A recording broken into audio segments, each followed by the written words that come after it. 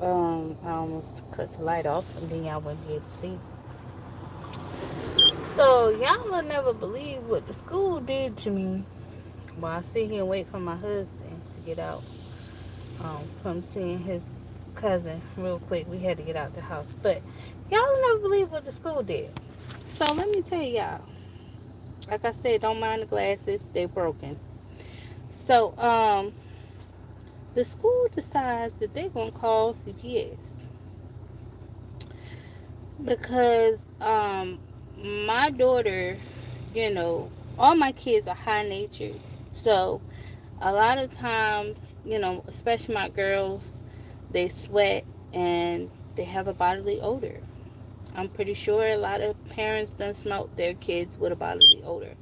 So, in turn, instead of them talking to me about it, um, and letting me address the situation, in my own way, they decide to call CPS because the principal, we had a meeting and I was discussing with her my son's IEP program. As I mentioned in a previous live, I was discussing his IEP services. And instead of her addressing that, she called CPS on me because she said my daughter has a bodily odor, like many young girls who hit adolescence. So I corrected it, of course, but she now still hasn't addressed his IEP. She doesn't want to. Okay. Um, and she instead wants to pretend like it's me who's not getting his needs met. She also has not, you know, called the former school, nothing. She has done nothing. She told the CPS worker that the reason why she has not started his IEP services because of course they nip that in the bud because my daughter does not, she doesn't smell like she doesn't take a bath. Okay, she had a little body odor, like I said, one day, and that was it. And my daughter is very pretty. If y'all seen her in pretty previous videos, so a lot of little girls pick on her because she's pretty and she's, you know, she has her hair a certain way, and so they pick on that. And instead of the teacher addressing that, they choose to talk about the fact that she had that bodily odor, and that's the reason why it's okay for kids to pick on her because she had that previously. um I mean, this teacher is so bad. She took her to the pre-K class because my daughter is very emotional.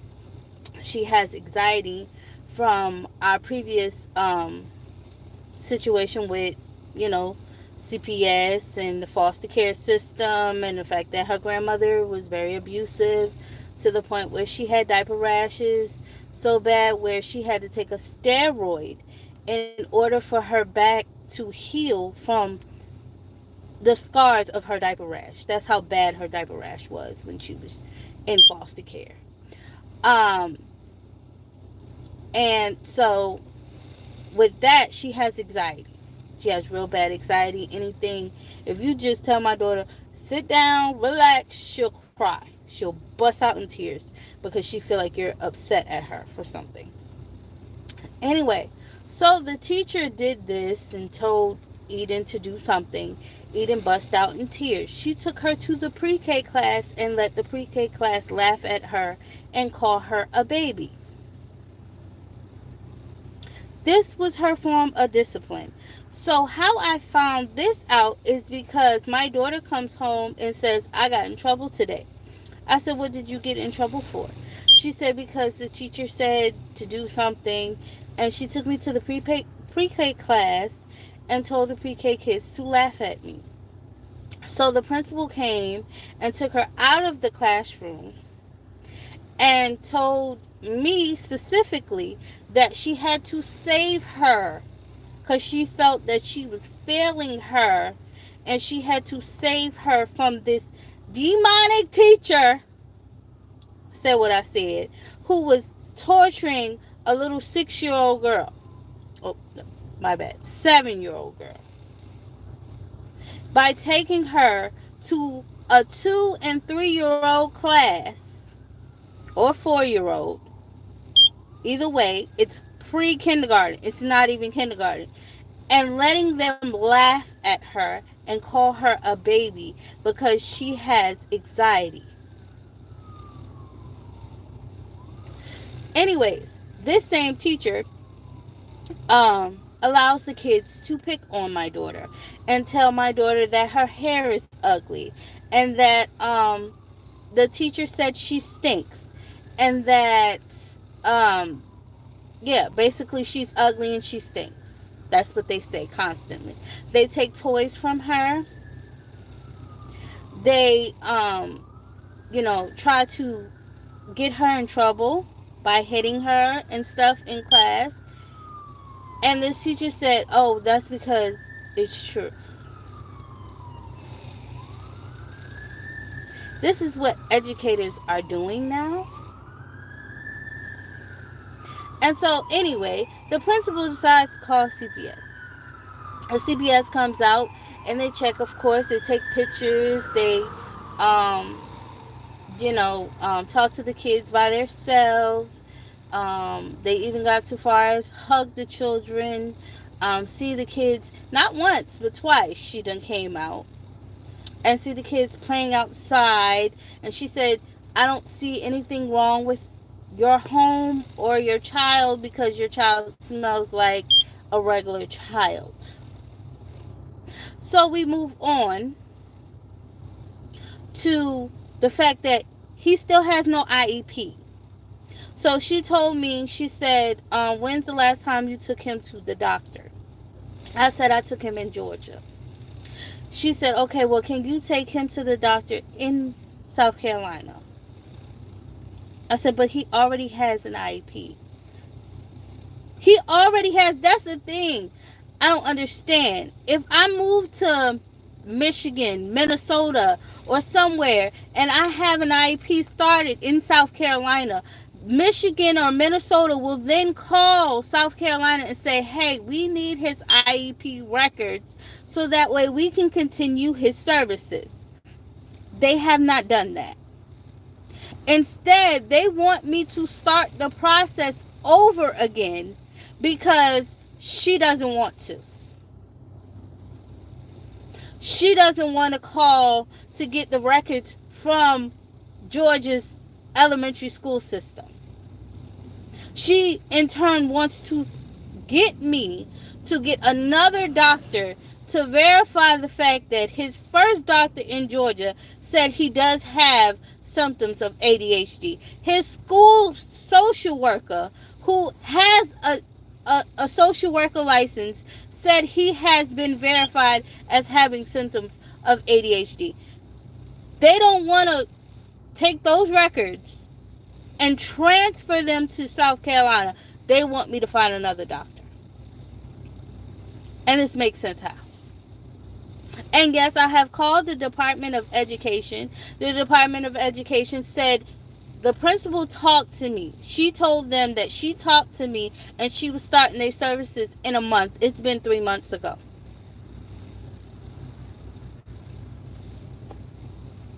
A month after that, she called CPS.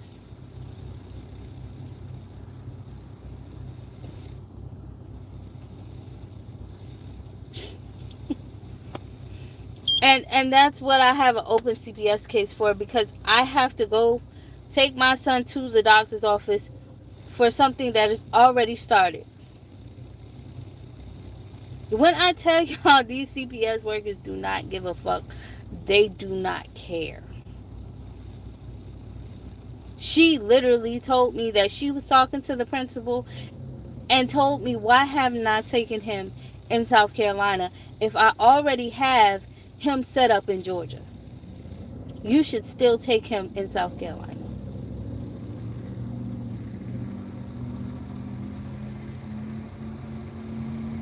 I said, okay. Anyway, he has an appointment on the 28th. He will not be here on the 28th. He is going because I don't think I should hold up their lives just because a principal doesn't want to do her job.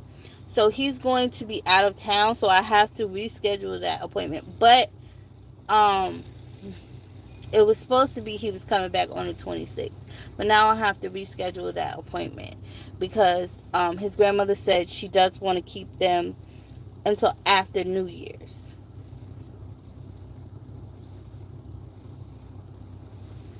Like, I have to hold up his life because someone else doesn't want to do their job. I don't think that's fair. Y'all let me know if that seems fair to hold up a child's good time to be with their family, to be with their grandmother in order to appease a lazy ass principal.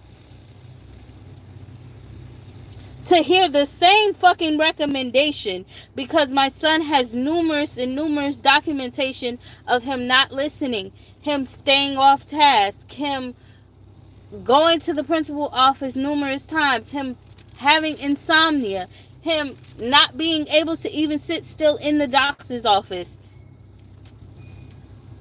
redirection, him having violent outbursts because someone is not paying him any attention.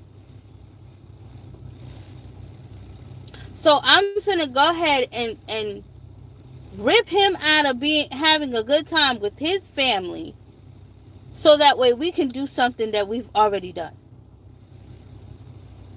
Because a principal won't do her job. And it's as simple as making a phone call and setting up something for him to have here. But she doesn't have any workers, which I figured. She doesn't have any fucking teachers. So instead, she's going to put it on the parents instead of doing her fucking job.